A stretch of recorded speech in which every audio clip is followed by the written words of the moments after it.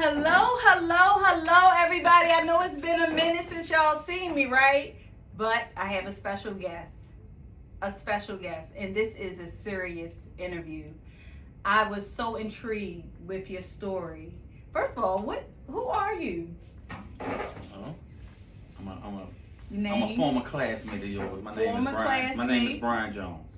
Bryan Jones. We actually did not know each other in high school.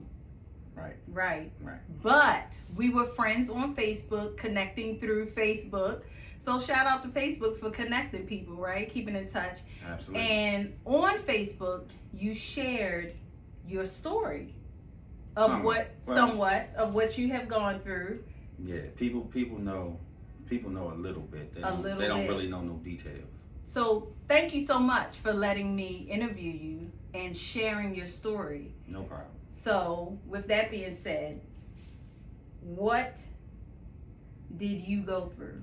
What is your story? I had a heart transplant. That's basically what it was. A heart transplant. Yeah, not no tubes inserted or nothing like that. No, a whole new heart. So yeah, an actual heart transplant. Some people, when I say heart transplant, they think I just had a regular.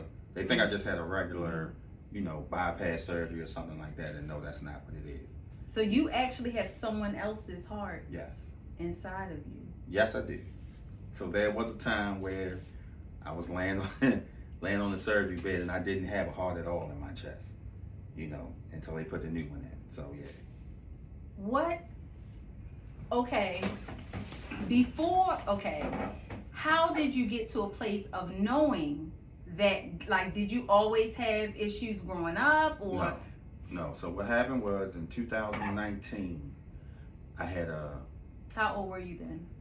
2019. Shit, I'm 52 now. 26. I was in my 40s. I would just say I ain't got time to do all of the math and stuff, but yeah, I was in my 40s, Mm-hmm. and I had what they considered a minor heart attack. So walk us through that. Like, so you had what did it feel like? Where were you at? I was. It's funny. I was home.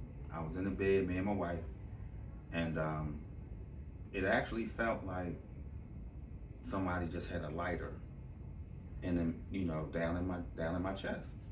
And, so would you say heartburn? You could equate it to that, but Okay. it was a little more intense. It was a lot more intense than burning. Just regular heartburn. But it felt like burning, but it was still, it was different. It's hard to explain, but it was different than just regular heartburn. So just laying in the bed one night, and my wife had asked me, she said, "Do you want to go to the hospital?" And I was like, "Nah, I didn't want to go to the hospital. I was just drinking." Did you eat, or did you drinking. think it might have been heartburn? Like, you know how we excuse things. I really didn't know what it was. I knew it was different than heartburn, but I didn't think it was necessarily a heart attack, though. I didn't think that. Right. So I started drinking. I called myself trying to cool my chest off, so I was drinking ice water. Okay. And then it just got to a point where it was like nothing was working. And I just started, I got up and I just started putting clothes on. And my wife was like, "Well, what are you doing?" So it didn't affect you in a way where you couldn't move, or you couldn't think, you could still speak? Yeah, I was still coherent and all of that kind of stuff. Okay. So no, it didn't stop none of that. I didn't need an ambulance or nothing like that. I got up and I started putting my clothes on, and she asked me what was I doing. I said, "I don't know what I'm doing." I said, "But I'm getting ready to get out. I'm getting ready to get out of here." Mm-hmm. And then we went to the hospital.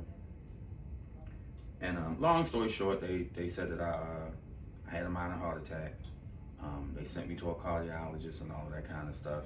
When they said you had a minor heart attack in your, I'm assuming, late 40s, Yes. it was after 45. What went through your mind for them to say that to you? What went through your mind? Were you familiar with people that had heart attacks? Not nobody. I won't say nobody personally, Mm-hmm. as far as heart attacks and stuff like that. Not nobody personally. I've heard of people having heart attacks and stuff. I didn't know really what to think. You know, I would say I probably didn't take it as serious as I should have. Is what I even after. Yes, because I was a smoker, so Smoker of cigarettes. Okay. Smoke weed from time to time too, Okay. but Okay. mainly cigarettes for real. So do you think that had something to do with it? it's funny because the first cardiologist that I had, he didn't blame it on the cigarettes. Because mind you, when I had this, well, the heart attack was in 2019, but when I got sick again, it was like right at the beginning of COVID. So he was trying to say that the COVID stuff is what, you know, messed my heart up and stuff. Did you ever have COVID? Not at that point, because even when I got sick in 2020, I didn't have when I went and did all my tests and stuff like that, I didn't have COVID. They didn't diagnose me with COVID or anything like that. Did you ever get vaccinated? Not at that time. Okay. No, not at that time. So why would he think everything That went to was just COVID kinda, at the time? Okay. Yeah, that's what I'm assuming. But who were you as far as character wise? Who were you before you had your mild? You said mild stroke or mild heart attack? Mild heart. Who were you? Hey, just your average guy going to work, coming home, taking care of the kids. So you were a family man. Yeah, being a married man, and yeah, I was a smoker. You know, that's about the main thing I can say. I smoked cigarettes. How many years were you a smoker? From 99 up until 2022. Yeah, from 99 up until 2022. So I've been smoke free now for about a little over 4 years now. So I don't smoke anymore. So when did the second, okay, you went past the mild heart attack and then you got sick again. What did that look like? What did that look like? What it felt like was just like a common cold, like you had the flu or something. Okay, before I go further, I'm sorry, my brain is going. Let's go back before you got sick again. Did you have any side effects from the first incident? No, I felt once I went through the whole hospital process and all of that stuff, and I actually came home. No, I felt fine. It wasn't no real side effects or nothing like that. I felt fine. Immediately felt fine. Mm-hmm. Yeah, immediately. It wasn't like anything was lingering on or anything like that. Were you concerned, or did your wife say, how did this affect her? How did she feel? Here's the thing. How did the kids feel? I think at that point in time, it was more so like it was something that happened, but everything seemed to be fine. So I don't know, like I don't want to speak for her or the kids, but I don't know how anybody really felt at that point in time. It was probably just like, damn, Daddy had a heart. Nobody had a conversation. Y'all didn't have a family meeting? No, it wasn't no family meeting, anything like that.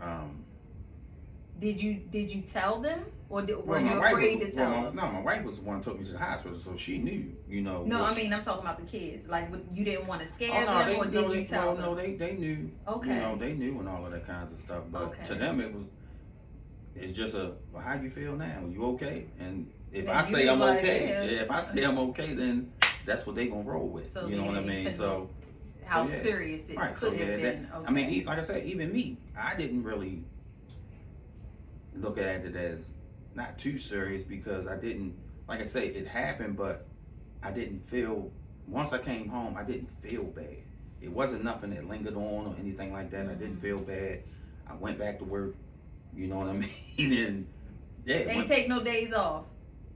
I was probably off for a few days, for whatever the amount of time I was in the hospital and all of that kind of stuff. But once I came home, I think I had to stay off for a little while, maybe a week or so. But then after that, I went right back to work. So you didn't experience, I'm tired. I don't have an appetite. I don't have a sex drive.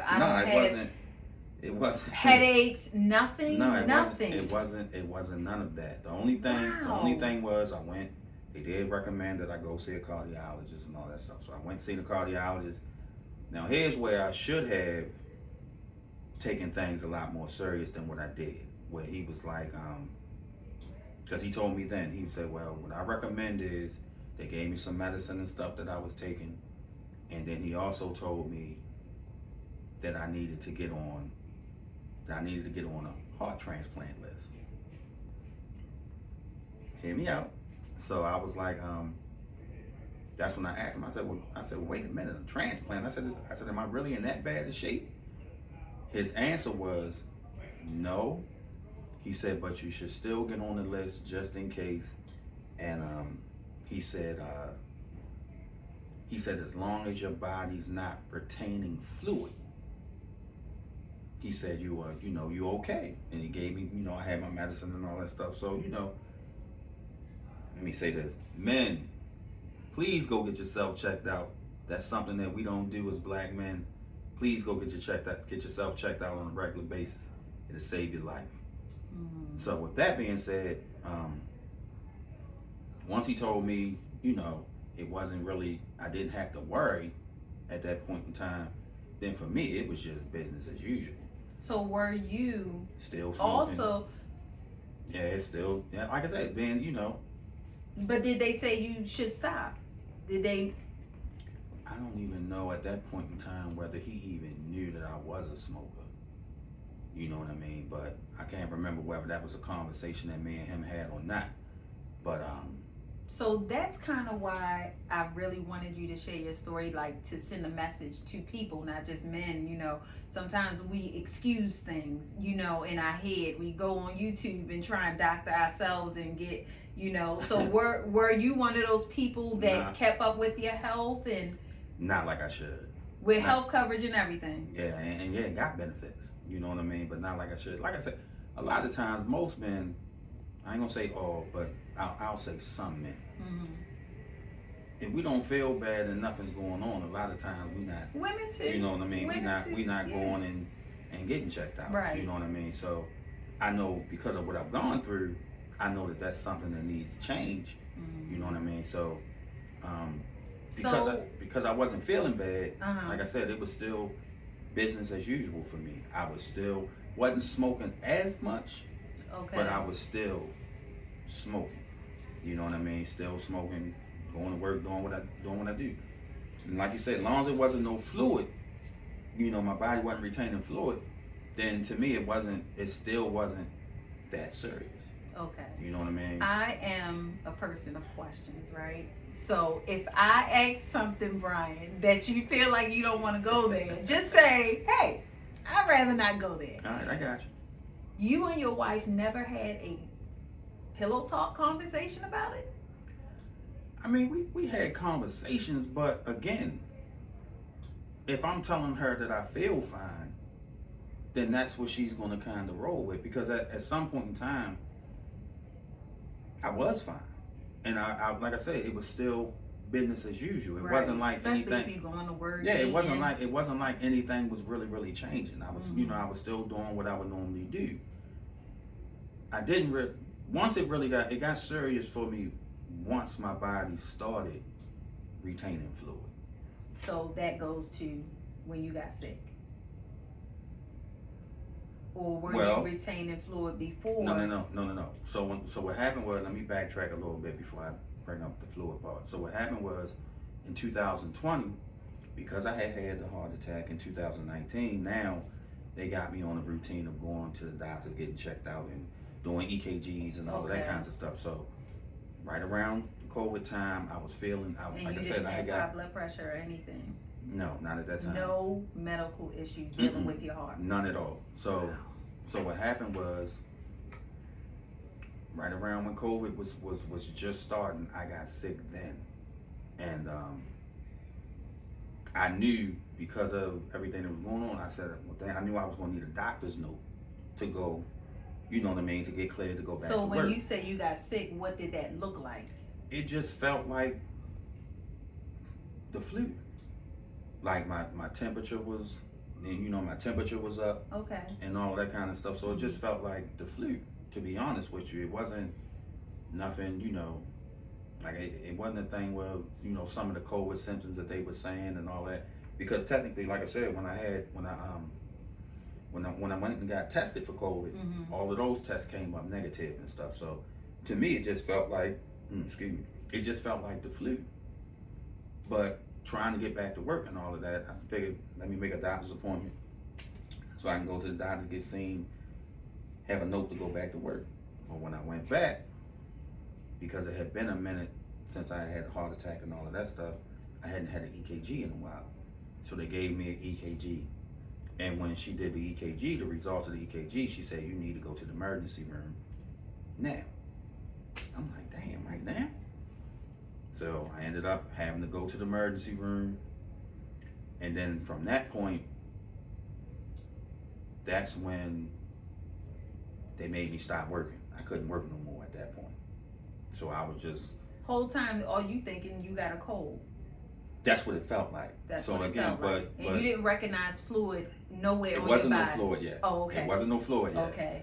So I was, at this point in time, yeah, they put me off work just because of my heart now, the results of the EKG and stuff. So what were you thinking in that moment? Did it hit you how serious it was? Or what was your thought? Was your wife with you?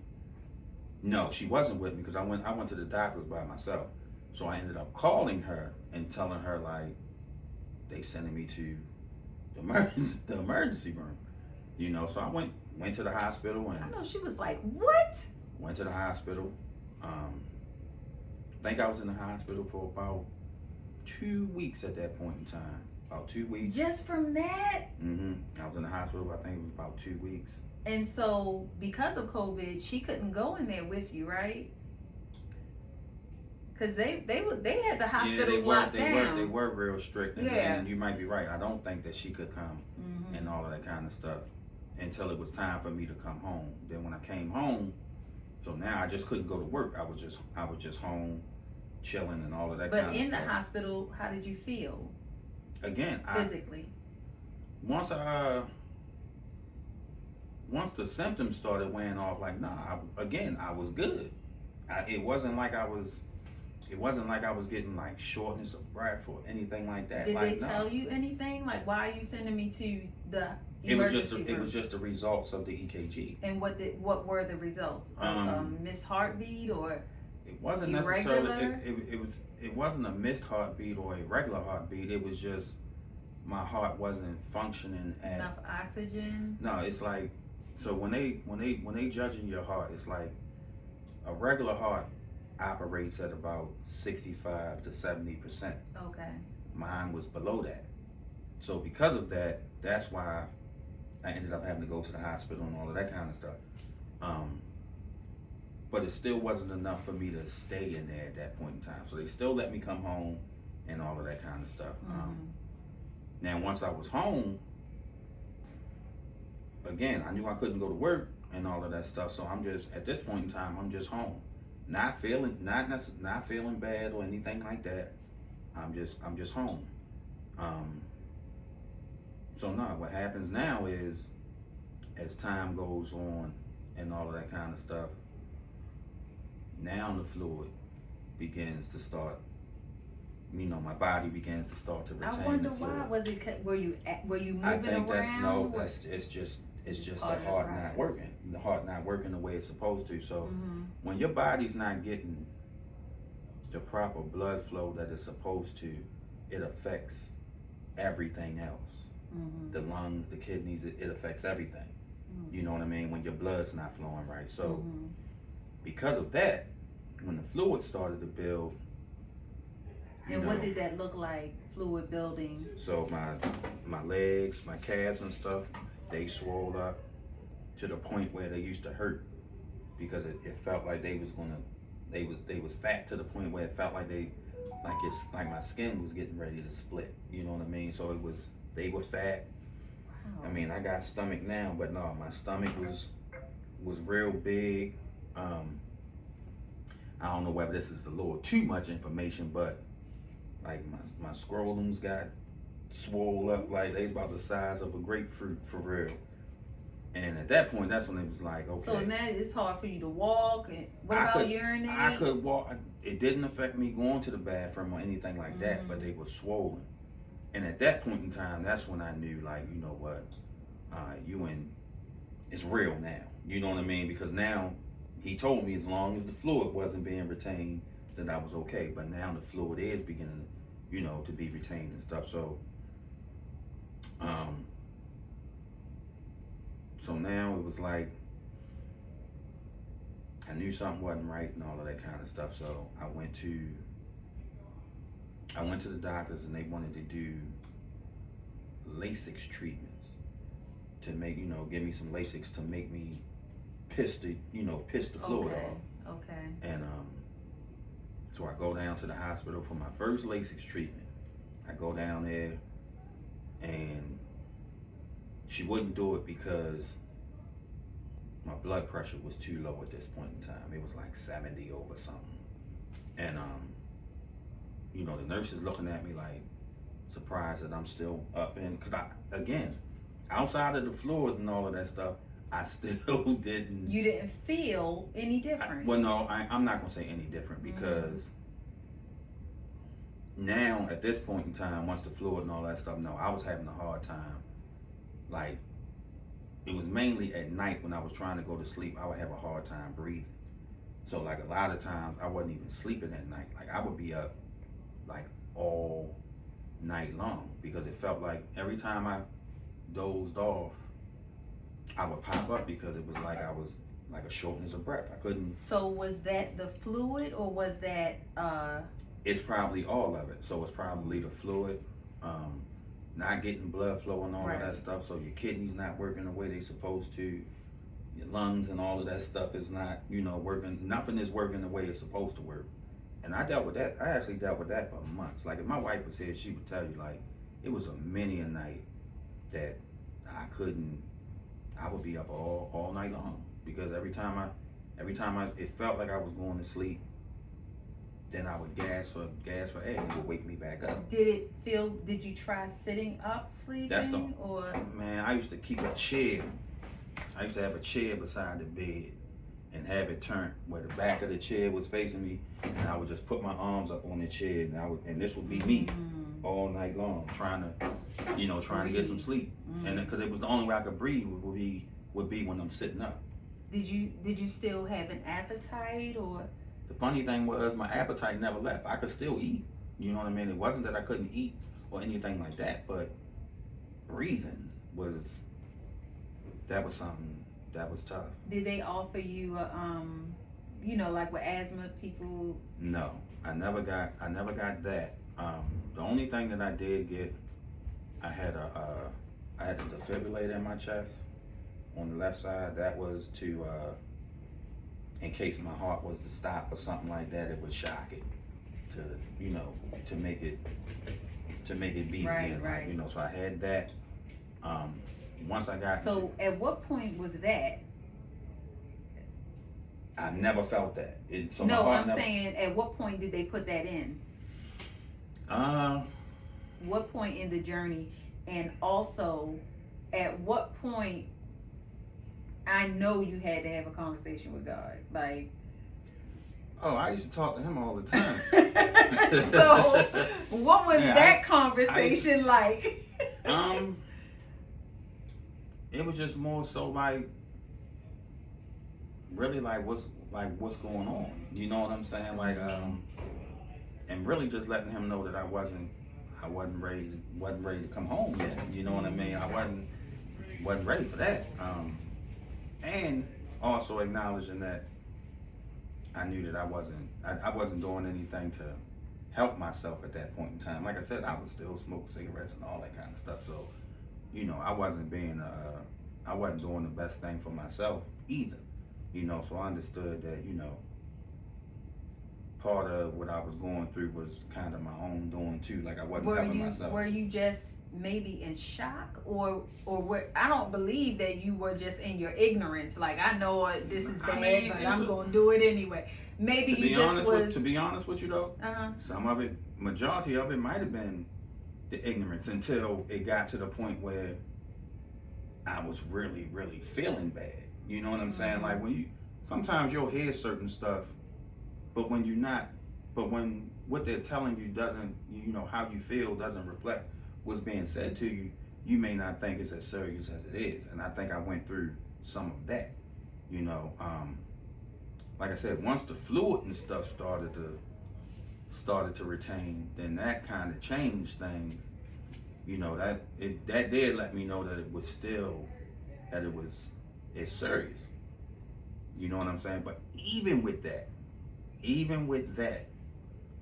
if I could sneak off and smoke, I would still smoke. What was that about? Was it an addiction to smoking? Absolutely. I tell people all the time. So that was in your mind, your stress relief.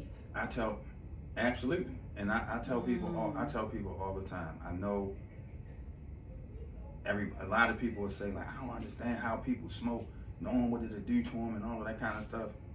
If you've never had a smoking habit, you will not understand it.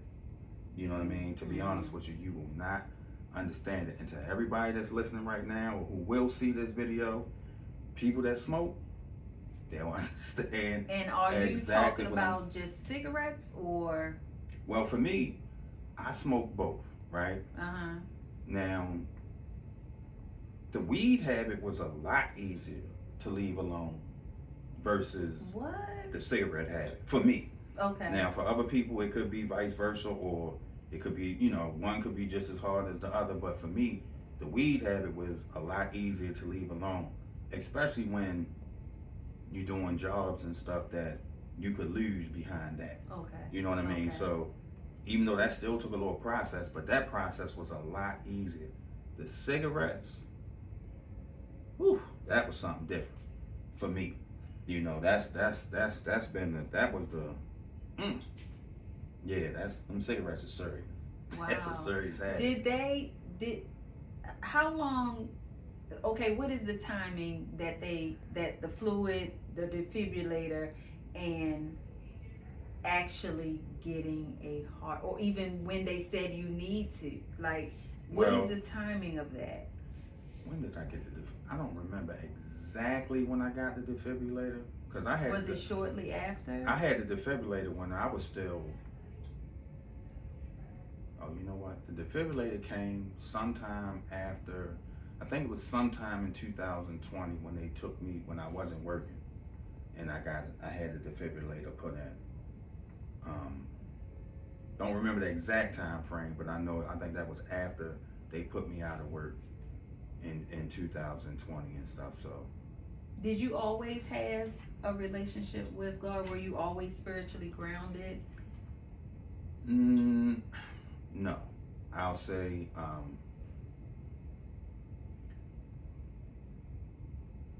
when I got married in '99, I became more spiritually grounded. My wife grew up going to the church on Sundays and all of that kind of stuff. I wish she was here. Okay. You know what I mean? And she's at work. Okay. You know, so, I wish she would have came. Yeah, she's at work. Okay. But yeah, she was the one who was going to church and all of that kinds of stuff. So once we got married and all of that then we started going to church as a family. Me, her, the kids, and all that kind of stuff. Good. You know, we was going to church. So I would say somewhere around like between that 99, 2000, started doing the church thing a lot. So y'all got married in '99, and you got sick. I had a mild heart attack in 2019, but I actually got sick and put out of work in 2020. Yeah, in 2020. Yep. So I hope I'm not missing anything in that time period, but I'm gonna go to, if I miss something, I'll let you know. Okay. They call you and say they have a heart. Is that how that goes? Oh, well, it does before we go there, I'll say this. So, so yeah, and so now it's like 2000. And actually, so now I'll fast forward to 2022. So for 2 years you were living like that? Yeah, I was out of work and all of that stuff. Yeah. 2 years you was living like that without being able to breathe. I'm not going to say the whole 2 years of the breathing issue. That probably came maybe at least a year, so 6 months at least. As far as having a hard What time to breathe. relieved that? Okay, so once I ended up getting admitted into the hospital, because like I said, I went to go down for my LASIK treatment. This was right around my birthday. My birthday's in March. Which is only at Pisces. okay. So my birthday is St. Patrick's Day, March 17th. Okay. So it was like 3 or 4 days before my birthday. I'm going down to do my first LASIK treatment. Blood pressure was too low. The nurse was like, you need to be admitted into the hospital. I wasn't trying to do it. You know what I mean? I didn't want to spend another birthday in the hospital. So now it's me and my mom down here at this point. So my mom's trying to convince me. I'm like, nah, I'm not going in. I'm going home. Like, you know what I mean? I'm not going to spend my birthday in here. And so she ends up calling my wife. And she put me on the phone with the wife and all of that kind of stuff. And long story short, she spoke some good stuff to me, and I went on and got admitted and all of that kind of stuff. So once I was in, can I pause you right there? go ahead. Why are men so hard headed? That's what I want to know. Why don't they listen? Y'all talk. A lot of men talk about. I get in trouble for not saying. Not all. Not it's understood. It's not all men. We know it's not all men. It's not all women. But men kind of have a record of not listening, especially to their wife, or stuff like that. It's like your wife there to cover you too. It's not just you covering her. She there to cover you too. She's the one who convinced me to get admitted. Thank God. My mother just wasn't. Let's dap it up. My mother just wasn't enough, but she was the one who convinced me. Mama wasn't enough. Nah, Mama wasn't enough. Not that. The one that. Not that. No, raised you. She wasn't. She wasn't. Not at all. But the wife convinced me to go ahead and get admitted, so I did that. Now, once I was in the hospital, the breathing part was still an issue. Mm-hmm. I used to tell the nurses, like, when you come in the room, if you see me in a wild looking position, I said, just leave me alone.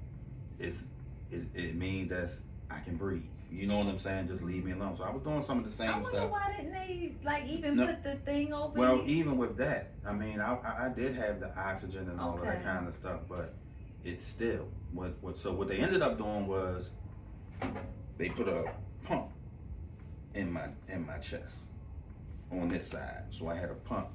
And that was for? And that to help me breathe. Oh, like an air pump. It was like it had like a little motor on it and all of that kind of stuff. But it was like almost like I forget the name of the pump, but it had like a little fan, and it was to relieve some of the pressure of the heart, to help the heart work and all of that kind of stuff. So that pump was exposed to the outside. You said it was a fan, or it was under your skin? It was underneath. It was underneath the skin, but it was a pump. Like, I mean, I didn't take the shirt off and stuff, but you could see the marks and all of that stuff right here. So you had a breathing pump on this side, defibrillator on this side. Yeah, I had a defibrillator on this side. And still able to eat. Sometimes, because now once I'm in the hospital now my appetite is beginning to change, and they also have me on a strict diet, because now it's about the fluid and trying to get the fluid off my body and all of that kind of stuff. So, and even with that, excuse me, the fluid process is tricky too, because they want to get it off, but depending on how they're doing it, it can put stress on your kidneys and all of that kind of stuff. So they don't want to try to fix one problem and mess something else up. So during this time, you are still able to walk and go to the bathroom, or did they have something on? No, I could still go to the bathroom and all of that kind of stuff, because I didn't have a lot of the I didn't have. The only time it got to the point where I couldn't go to the bathroom was when they hooked me up to this other machine that it's called an ECMO machine, and once they put that on you, you kind of paralyzed now. Like it's no getting out the bed. It's no, you can only lay down, but so far you can't. It's no rolling over on your own and all of that kind. Is anything bathroom wise, it all has to be done in the bed. There's no getting up or none of that. You know what I mean? It was the worst part of the whole process, to be honest. What was your thought process during that? Like, what were you emotionally feeling? Did you get depressed? What was your thoughts? I wasn't necessarily depressed. I felt bad for the nurses. Oh, special shout out to anybody that is a nurse. You guys are the greatest, because the stuff that y'all got to deal with in the hospital, much love to y'all, because I gave my nurses the blues. I was just about to ask you, did you have an attitude problem? Sometimes. Why Not all the though? time. A lot of it would be, some of it would just be frustration, like especially when it came down to getting the IVs. If you get one of them nurses that can't get it right and they constantly doing all of that, like that would piss me off. And then sometimes it wouldn't necessarily, and then like, no, all nurses aren't good nurses. Right. Don't get it messed up. All of them aren't good nurses. So, right. It's part of that too. And then sometimes, unfortunately, they just the ones who catch the backlash from the doctors. You know what I mean? At the end of the day, so. But I would apologize to my nurses if I felt like I was a little rude or disrespectful and all of that kind of stuff. When they came back in, I'd apologize to them. Oh, that's good. Let them know, I'm my bad. I'm just a little. We understand, Miss. Yeah, I would tell them my bad. I'd apologize. Okay. And they would just be like, we understand, Mr. Jones, and all that kind of stuff. Yeah. But nah, some of the stuff that they got to do, you're using the bathroom, they got to clean you up and all that. Oh man, that was the stuff that Did you wear a diaper or anything? Or they just letting you go wherever? It wasn't necessarily a diaper, but they would put a pan underneath you. Oh, okay. You know what I'm so saying? you could feel when you had to go. Oh yeah. Okay. I could tell when I had to go, and even with that, sometimes it was rough. Like I wouldn't sometimes, and normally I'm not going to the bathroom in a few days has never been me. I'm normally a regular guy and all of that kind of stuff. But most men are. But sometimes I would be in there. It would be a few days, and they would come in and listen to my stomach and be like, yeah, it's some stuff in there and all of that stuff. But I wouldn't go to the bathroom, so they would have to give me stuff sometime and make me go to the bathroom. But that was the most, for me, that was the most humiliating part of the whole process, not being able to wipe your own backside and all that old kind of stuff. Did it humble you, or you just felt less of a man? It wasn't. Even though it wasn't that I felt. It wasn't that I felt less of a man. It was just more so. It was embarrassing to me. Oh. You know what I mean? Okay. To be in a situation where it's like had people rolling you over and they got to clean you up and all that was terrible. Like I ain't like that at all. You still don't like it. I'm looking. That part, you still don't like it. Yeah, that part of it was terrible. You know what I mean? So were you in the hospital up until they got a heart? 4.5 months. I was in John Hopkins. What? 4.5 months. Yep. So from March. 4.5 months. So March 8th of 2022 is when I got admitted. And I was in there until late August. Yeah, it was like late August when I got it. And I know it was late August because it was like right before football season. So that was football season starts in like early September, and it was right before that when I came home. So it was like late August. Did you accept visitors? Was the word on the street don't tell nobody, or you didn't want people to see you like that? Well, no, I did that. Some of the visitors now. The visiting thing was tough for me because certain people that I felt should have came down there wasn't coming down there. You know, so no, I got over it, but no, I had some ill feelings towards certain people. I ain't naming no names, anything like that, but yeah, I had a little ill feelings towards certain people because I felt like, you know, like damn, I won't even, you know, come down and see me for real, you know. But it's funny how good news kind of changes that. So it was like once I actually got my heart and all of that kind of stuff. So you got notified of a heart while you were in the hospital? Yes, because had I not got a heart, I don't think I was coming out the hospital. Like it was either I was going to get a heart, or I was going to check out.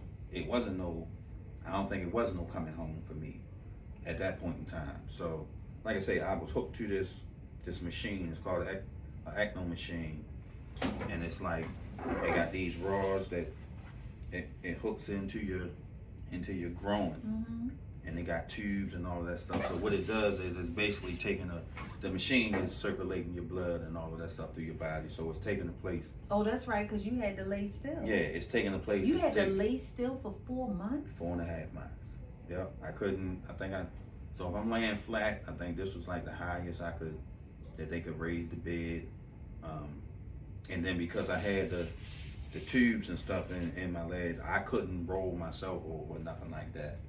I just had to lay there. So they would come, check, make sure I ain't had no bed sores and all of that kind of stuff. Yeah, but you know, it's a certain amount of thing. Wow. I'm gonna show you this machine. So when they notified you that they had a heart, then how fast does the process go? They told me because once they get a heart for you, that's all time, and at that point it's not a long period where they tell you on Sunday and they're gonna wait till Friday. Nah, organs don't last, like, you know what I mean? They're not gonna last that long. So no, once they tell you, it's quick. So I think I found out on Father's Day. On Father's Day. Wow. And it's funny because my wife she was the one predicted that too. Wow. She said, because you know it was getting a little gloomy for me, and she was like, "No, you gonna get your heart on Father's Day." And sure enough, they came in the room. Wow. And told me. I wonder. Oh, now I got questions for her. I wish she came with you. And told me on Father's Day. Wow. You know, so. I wonder, did she feel it, or was she just speaking prophetically, or? Man, I'm just trying to tell you, that's what she said. Wow. And that's how it actually worked out. I got it on Father's Day. Are you privy to the information of the other person, or? They don't tell you that. That's something that they won't tell you. There are things that you can try to do to find out. So these tubes is going up to, it's one on each side of my groin and stuff, like, so that's I think you posted this picture. Yeah, so that's the tube. And when I saw your legs, well, I was real skinny. I was real skinny. My heart, I just was like, what did you go through? Yeah, I was real skinny. I got down to, by the time they did the surgery and stuff like that, I probably got down to about 100, maybe 140 pounds, something like that. By the time they and what's your stats? Like, how tall are you, so people can really picture? I'm about 5'9", maybe 5'10", depending on what shoes I got on. And your normal weight is? Normal weight was, at that point in time, 185, 190. Okay. Around there, so I was down to about 100. And I used to make jokes and this might not be funny to some people, so I hope I don't offend nobody, but I used to make jokes and I tell people I look like one of the Ethiopian kids that you see. They be real skinny with the bellies and all that kind of stuff. And to me, that's how I look. You know what I mean? So, yeah. So they call you and say we have one? They wheeling you out or No, like? so what happened was, the doctors always told me, because they make their rounds and they come and, they come see you every day. So once they come see you, they only come see you once though. So they always told me, if we come back in here twice, then more than likely we have a heart for you. So the one doctor had came in, and he was like, he said, I ain't trying to get your hopes up too high. He said, but we may have found something for you. And I was like, okay, but I didn't get all excited because I had been let down so many times prior to that. Okay, so they had said something before and then it didn't work out. It was times where they was like, yeah, they would say certain things, and it got to the point where I had to tell them, don't tell me anything until you know for sure that you have something. Like, I don't need you to build me up and then keep letting me down and stuff. So it got to the point where I was like, don't keep telling me, you know what I mean, that we might have this, we might have that. But he came in and he said, we may have, found somebody. So I'm like, all right. So does the person have to be a male as well, or? Yep. Now here's the thing. It's a lot with this heart transplant process that I learned. It would have to be a male. What? The blood type has to be, well, if you're a female, I mean, because I understand the blood type, but what? Because I think it's body size, weight, and all of that matters. Okay. So like they're not gonna. So for a prime example, they're not gonna take a grown man. Let's say in my case, a grown man, and let's just say it was a child or something who was getting, was gonna pass away, but his parents or something. They're not gonna give you, a child's heart or nothing like that. They're gonna give you a full-grown adult, and they have to be around the same size. It has to be around. They have to be around same size, weight, and all of that kind of stuff. Like, you know what I mean? So it's not, as cut and dry as people may think. Your body also has to be in a certain condition to even receive it. You know what I mean? Like, you can't be but so messed up. Like, I had caught an infection while I was in the hospital, and so I was on the list. Then I got taken off the list when I caught the infection, and they didn't put me back on the list until the infection was gone. You know what I mean? Then I was able to get back on the list.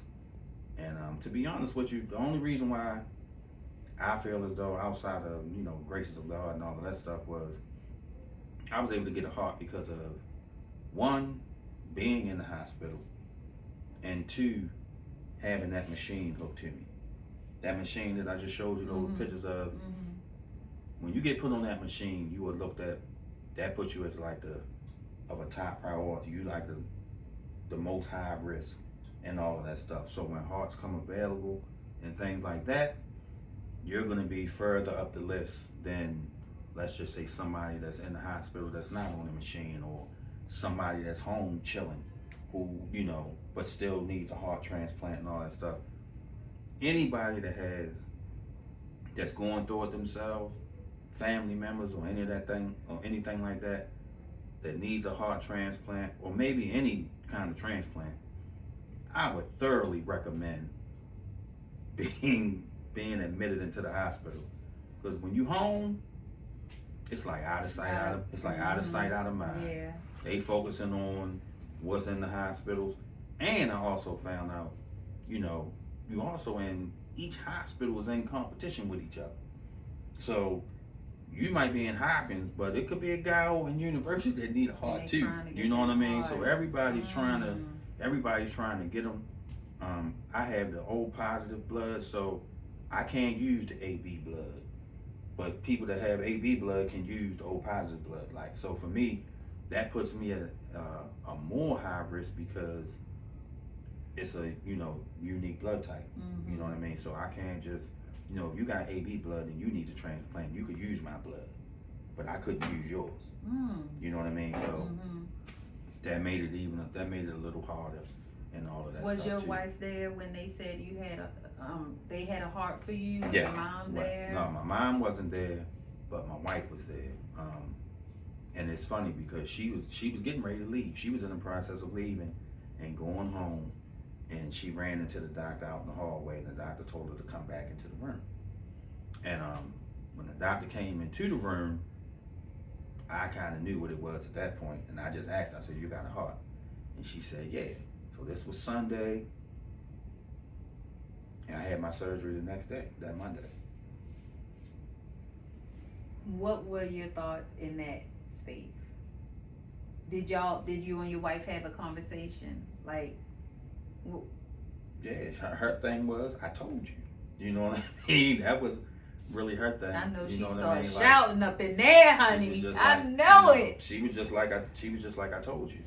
You know, and And what was your thoughts in the moment? it was unreal. You know what I mean? To know that. Unreal meaning you couldn't even receive it, To or know, unreal just like, to know that it was really happening. Just to know that I was actually going to get one, because you got to remember too, I'm in the hospital all of this time, so I'm not the only one in the hospital that needs a heart and stuff on the floor that I'm on. And it's, you can hear other people's families crying and all of that stuff out in the hallways because their family members don't make it through.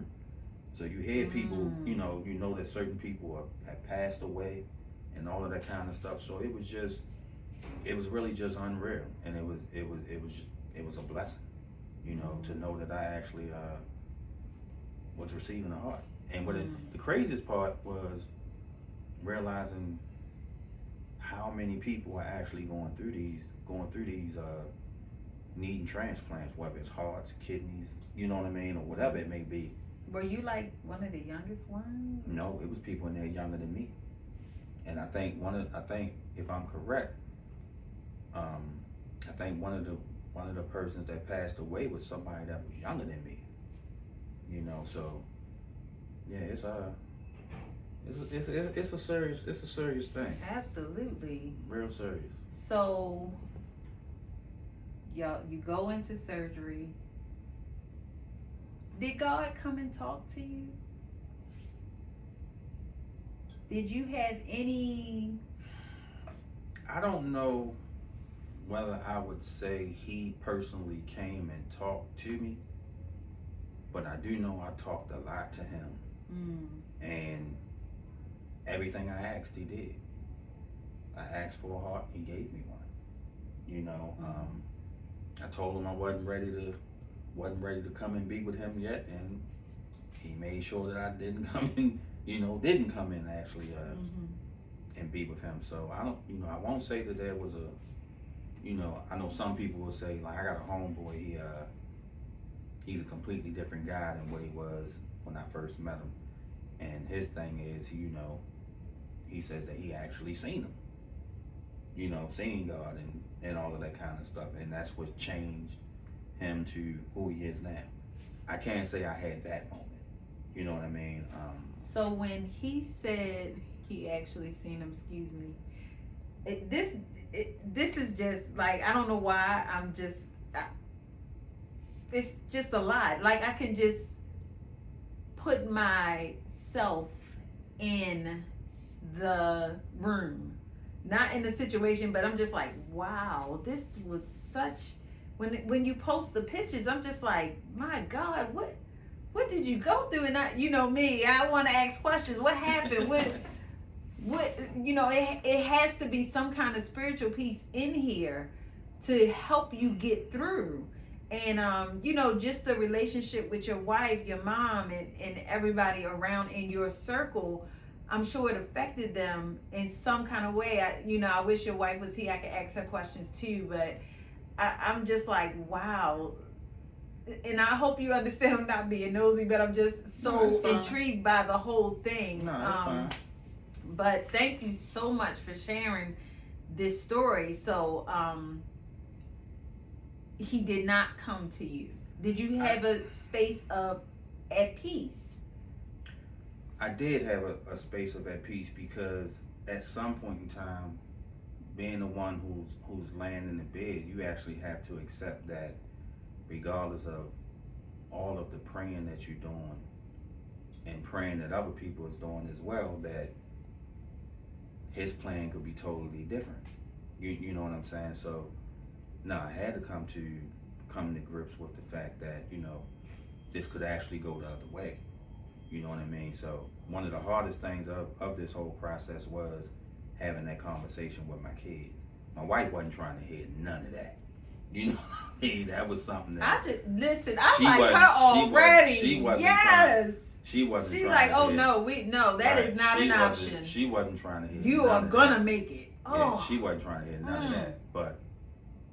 But for me, being the one that's laying there, right. like I used to tell her and tell my mom too, they would always be like, you got to stay positive.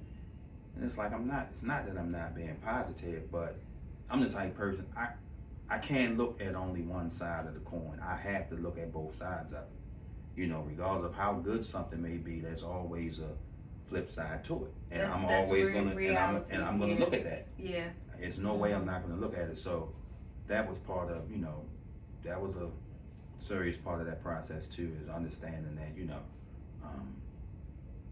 that this might not turn out the way you want it to. What I may want might not be what he want. So what did you say to the kids? I mainly just told them to always be there for each other.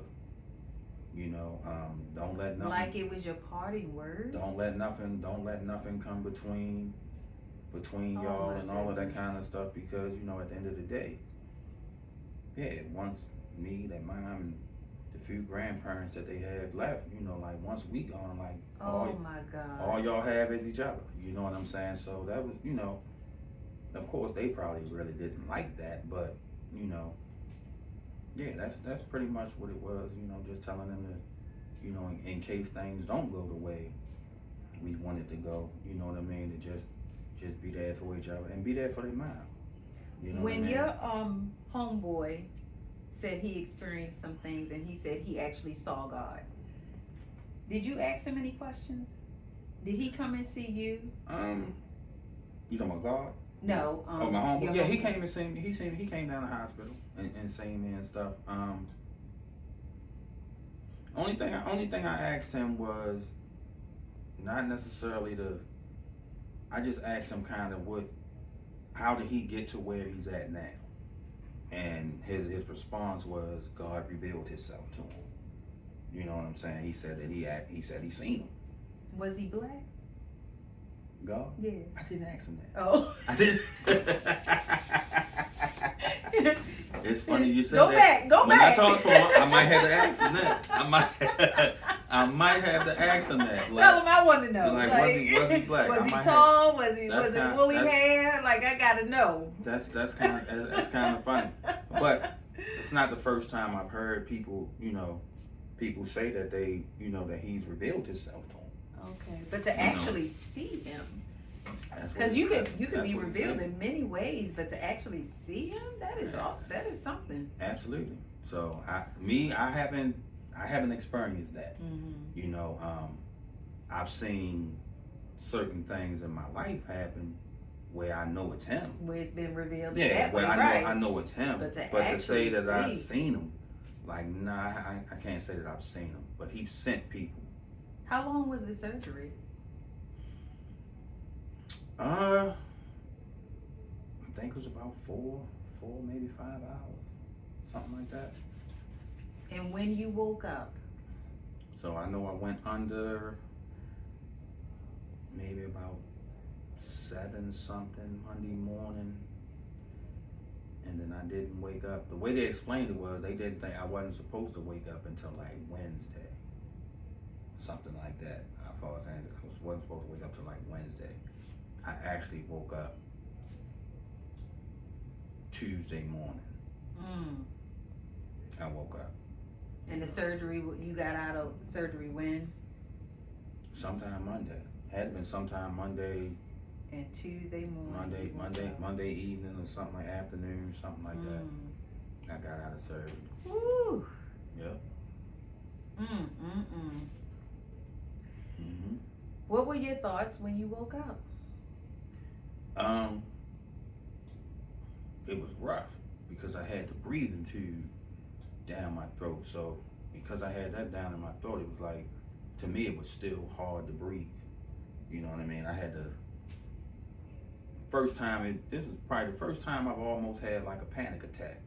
You know what I mean? Because it was like I've never had that down in my throat before. So it was kind of rough, and I had to, you know, kind of slow my breathing down to feel as though I was able to breathe until they actually took it all out and stuff.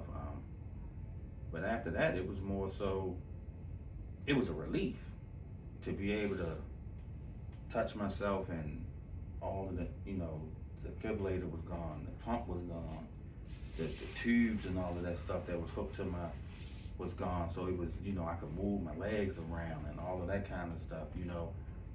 Yeah, that stuff was great, you know, because I had the, you know, the heart and stuff, all of that stuff was gone. The only thing I had was, I had 3 tubes in my stomach that was just draining, you know, just draining fluid and all of that kind of stuff. Oh, you still had the fluid. Yeah. Okay. Yeah, well, because of the bleeding and all that stuff. So they leave that stuff in you for a few days until there's nothing else coming out. Then they take them out. Okay. You know, and yeah, once all of that was out, you know, I might have had a few IVs and all of that stuff, but all of the hardware that I had in me and all that, like, no, all that stuff was gone. You know, so I was just still, I was skinny still. Yeah.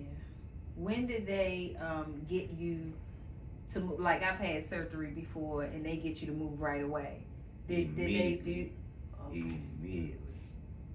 Immediately they come in there, because were your legs weak because you was laying very all weak, very weak. Like, it was to the point, like, I couldn't. It was hard to just stand up, you know, because you're laying in the bed that long. So that's why they actually have you do a lot of therapy and all of that stuff before, you know, you get hooked to that machine, because they like, once you get hooked to the machine, it's gonna, you know, it's gonna drain you and all of that stuff, and you don't realize how weak your body does get when you just laying in that bed like that.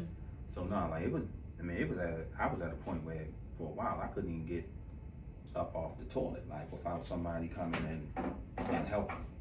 You know what I mean? Because once they stitch your chest up, they don't want you for a certain amount of time. They don't want you pushing yourself up and all of that kind of stuff. You know what I mean? You're supposed to just use your legs. So it took a little while. You know, I would have to, like, it was rough to just get up, and I had a little walker for a while, and you would have to get up every day and just walk around the hospital, walk around that floor, you know, and that was rough.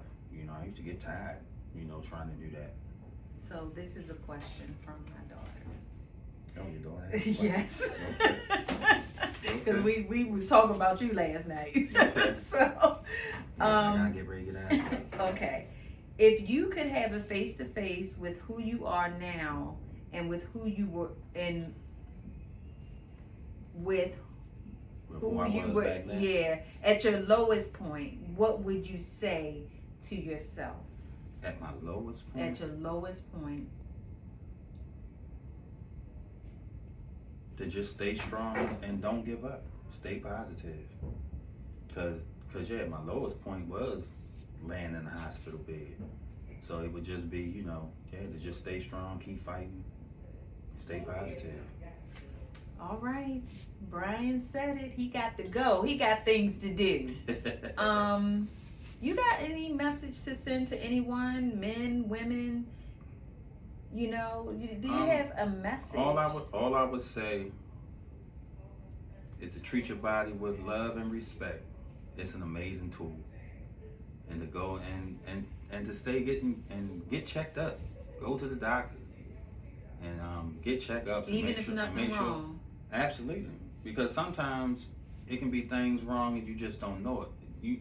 Something can be wrong and you may not feel like something's wrong. Right. You know, so yeah, go get checked out. Make sure you're straight. You know, you only live once, most of us. Everybody don't get a second chance. So yeah, get yourself. You feel like you got a second chance? Oh, absolutely. Absolutely. Yes, I do. That's good. Thank you so much, Bryan. I appreciate